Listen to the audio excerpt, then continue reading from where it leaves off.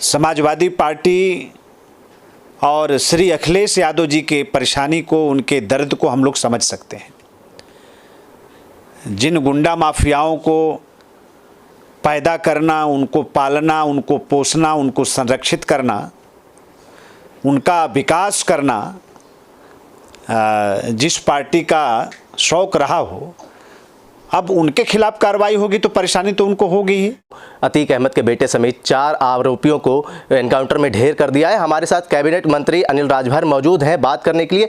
Sir, Atiq के बेटे असद का एनकाउंटर हुआ है, उसके ऊपर जो विपक्षी पार्टियां हैं वो बीजेपी पे हमलावर है। ख़ास तौर से अखिलेश यादव की बात करें तो उनका आरोप है कि भाजपाइयों को न्यायालय पे अब भरोसा नहीं है। असदुद्दीन ओवैसी की बात करें तो उनका कहना है कि धर्म को देख के ही एनकाउंटर किया जा रहा है।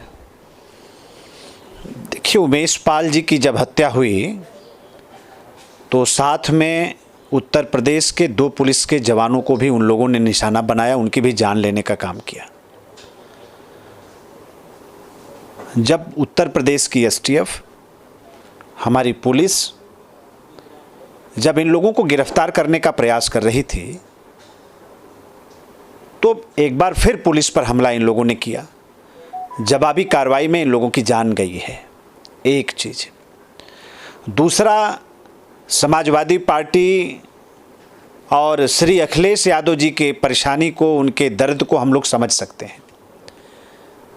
जिन गुंडा माफियाओं को पैदा करना, उनको पालना, उनको पोसना, उनको संरक्षित करना, उनका विकास करना जिस पार्टी का शौक रहा हो, अब उनके खिलाफ कार्रवाई होगी तो परेशानी तो उनको होगी ही।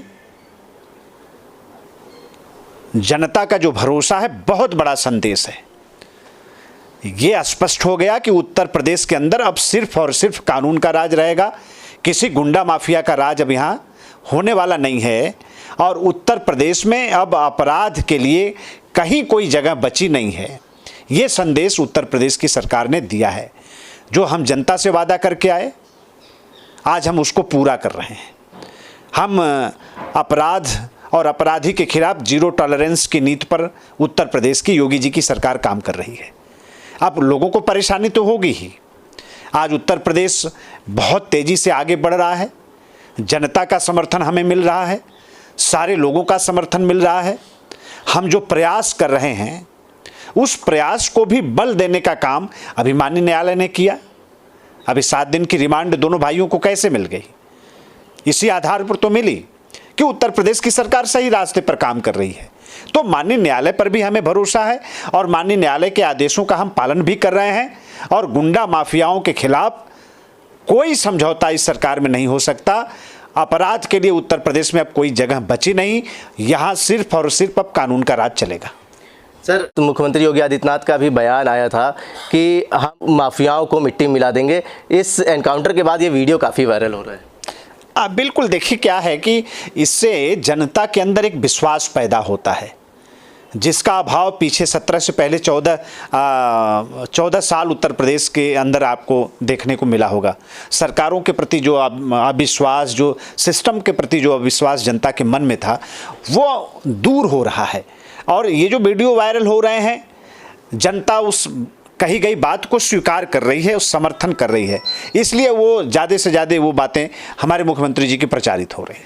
सर, अगर हम बात करें, नगर निकाय चुनाव करीब है, ऐसे में भाजपा की क्या कुछ तैयारी है, क्योंकि अगले साल लोकसभा का इलेक्शन है? पूरी तैयारी है।